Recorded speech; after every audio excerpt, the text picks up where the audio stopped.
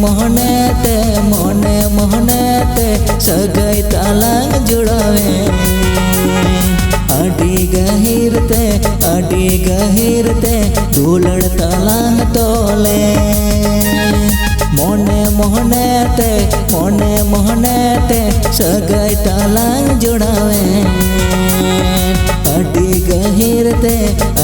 गहीर ते दुलड़ तालांग तोले।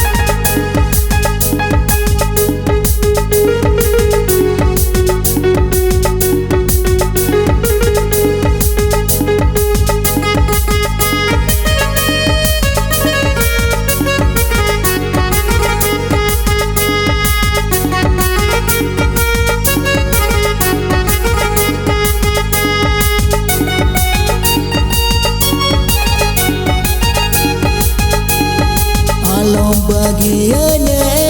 गोदुलड़ती ओहर दहो कन्य में जनम जना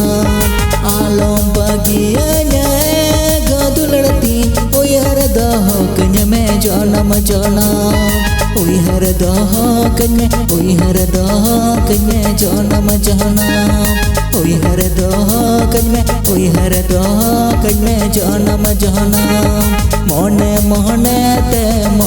मोहने ते सगाई तालांग जुड़ावे आडी गहीर ते दुलड़ तालांग तोले मोहने